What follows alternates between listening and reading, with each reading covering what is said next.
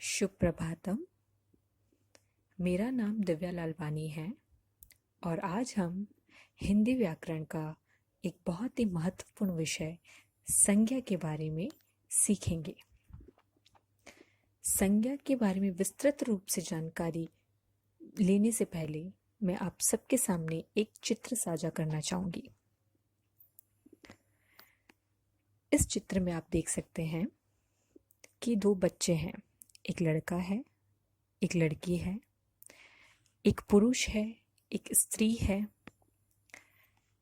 पीछे पेड़ हैं, एक सूरज है, झूले हैं, एक छोटा सा तालाब है और छोटा सा नाव का खिलौना है।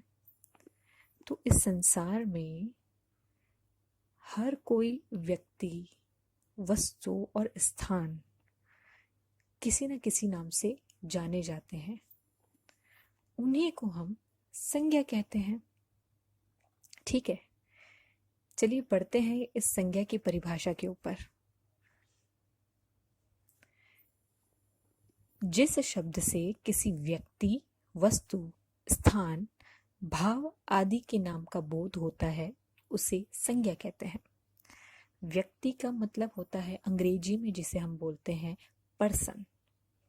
वस्तु, वस्तु का मतलब होता है थिंग्स।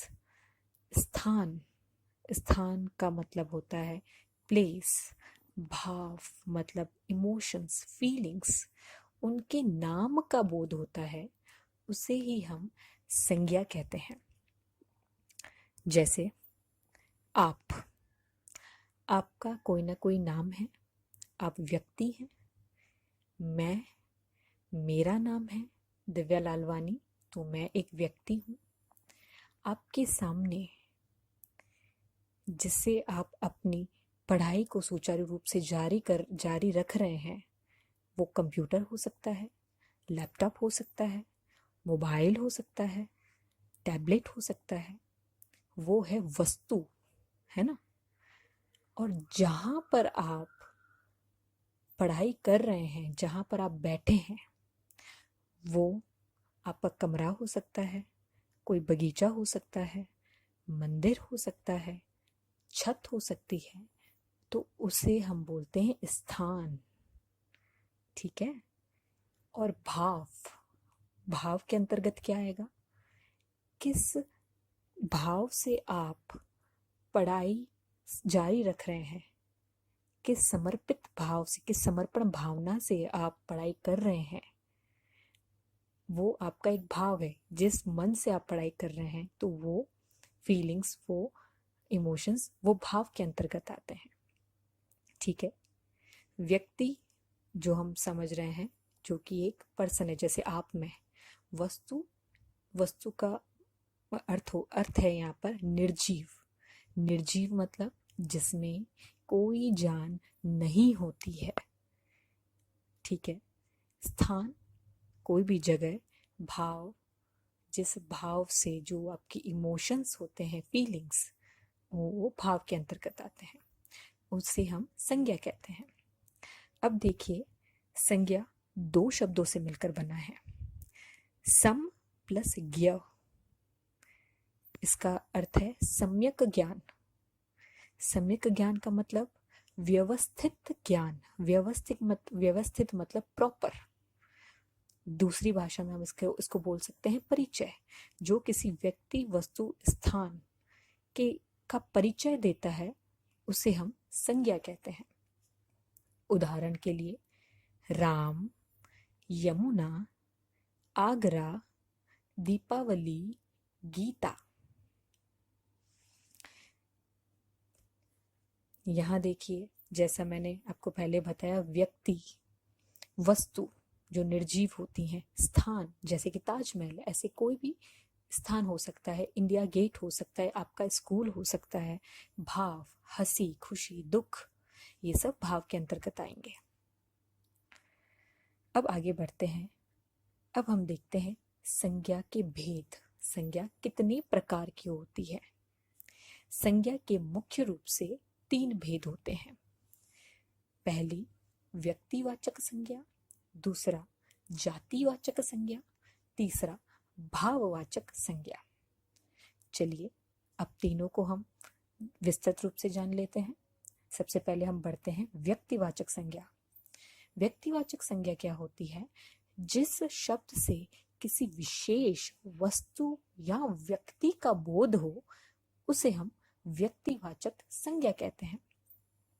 यहाँ पे आप देख सकते हैं नरेंद्र मोदी, आप फोटो से पहचान लेंगे नरेंद्र मोदी, गंगा नदी, दीपावली, हिमालय पर्वत, नीरज चोपड़ा। तो ये विशेष तरह की व्यक्ति और वस्तु का बोध कराते हैं। जैसे कि नरेंद्र मोदी है ना, जो एक जिसको हमने एक विशेष रूप से जानते हैं, है ना। नरेंद्र मोदी तो ऐसे इस दुनिया में बहुत सारे व्यक्तियों का नाम हो सकता है, लेकिन जिसे पूरी दुनिया जानती है, जो कि हमारे भारत के प्रधानमंत्री हैं, वो है नरेंद्र मोदी। तो व्यक्तिवाचक संज्ञा का मतलब होता है जो किसी विशेष व्यक्ति या वस्तु का बोध कराते हैं। चलिए इनको उदाहरण के रूप में और समझते हैं। जैसे भारत एक विकासशील देश है। हमारा भारत पूरी दुनिया में एक है, तो यहाँ पे भारत एक विशेष है। नरेंद्र मोदी भारत के सजग नेता हैं। क्रिकेट भारत का लोकप्रिय खेल है। यहाँ पे खेल तो है, लेकिन खेल का क्या नाम है? क्रिकेट। आज मोहन बहुत प्रसन्न है। मोहन एक व्यक्ति विशेष का नाम है जिसको हमने संबोधित किया है उसके नाम से, मोहन, जो कि आज बहुत प्रसन्न है। गंगा एक पवित्र नदी है। नदियां बहुत सारी है, लेकिन हम किसी एक नदी के बारे में बात कर रहे हैं। वो कौन सी है? गंगा। तो यहाँ पे भारत, नरेंद्र मोदी, क्रिकेट, मोहन और गंगा व्यक्तिवाचक संज्ञा के कुछ उदाहरण हैं। चलिए आगे बढ़ते हैं। जातिवाचक संज्ञा। जातिवाचक संज्ञा क्या होती है? जिस शब्द से किसी एक समूह या किसी एक जाति के संपूर्ण पदार्थों का बोध हो उसे जातिवाचक संज्ञा कहते हैं। सरल शब्दों में समझिए, जैसे कि यहाँ पे है लड़के, लड़कियां, पौधे, जानवर। तो ये किसी एक जाति के समूह को प्रदर्शित कर रहे हैं, है ना। मान लीजिए उदाहरण के तौर पर आपकी कक्षा में बहुत सारे लड़के हैं, लेकिन मैं किसी एक लड़के को बोलती हूँ चलिए लड़के आप जवाब दीजिए। तो यहाँ पर सब लड़के जो मौजूद हैं उस समय पर वो असमंजस की स्थिति में पड़ जाएंगे, कंफ्यूज हो जाएंगे कि मैडम किस लड़के की बात कर रही है। ठीक है, तो लड़के यहाँ पर जातिवाचक संज्ञा के अंतर्गत आएंगे। लेकिन यदि मैं किसी एक लड़के का नाम ले रही हूँ, मान लीजिए उस लड़के का नाम है मोहन, मैं बोल रही हूँ मोहन आप इस सवाल का जवाब दीजिए, तो मोहन यहाँ पर व्यक्तिवाचक संज्ञा होगी, लेकिन लड़के यहाँ पर जातिवाचक संज्ञा होंगे। समझ में आया? जब किसी एक समूह को जो प्रदर्शित करता है वो जातिवाचक संज्ञा के अंतर्गत आते हैं, जैसे कि लड़के, लड़कियां, पौधे और जानवर। चलिए इसके कुछ उदाहरण लेते हैं। पेड़ों पर पक्षी बैठे हैं। बच्चे खिलौनों से खेल रहे हैं। शहरों में प्रदूषण बढ़ गया है। शेर, हाथी, भालू और चीता जंगल में रहते हैं। यहाँ पर पेड़ और पक्षी जातिवाचक संज्ञा है।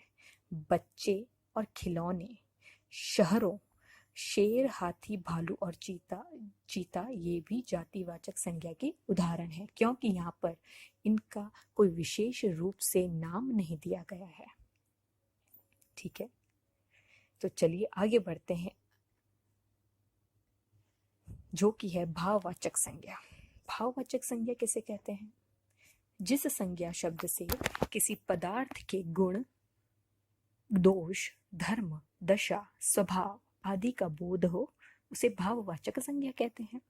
जैसे कि बुढ़ापा, मित्रता, माँ की ममता और प्रसन्नता। यहाँ पे किसी की गुण मतलब क्वालिटीज, स्थिति, स्वभाव मतलब बिहेवियर आदि को दर्शाता है, आदि को बताता है उसे हम भाववाचक संज्ञा के नाम से जानते हैं।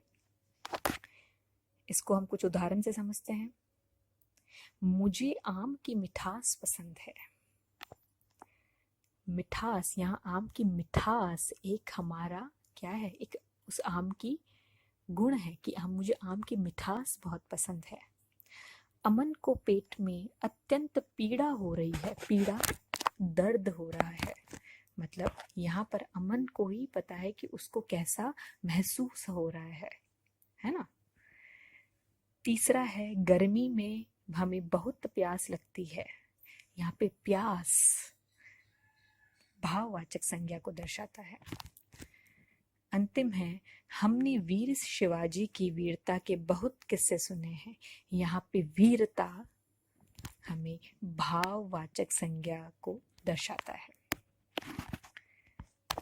तो आज हमने संज्ञा के बारे में सीखा। संज्ञा मतलब जो किसी व्यक्ति, वस्तु, स्थान के नाम का बोध कराता है उसे हम संज्ञा कहते हैं। संज्ञा के 3 भेद होते हैं। व्यक्तिवाचक संज्ञा जो किसी विशेष व्यक्ति और वस्तु का बोध करवाता है। जातिवाचक जो किसी समूह का बोध करवाता है। और भाववाचक जो किसी के गुण, दोष, दशा और स्वभाव का बोध कराता है उसे हम भाववाचक संज्ञा कहते हैं।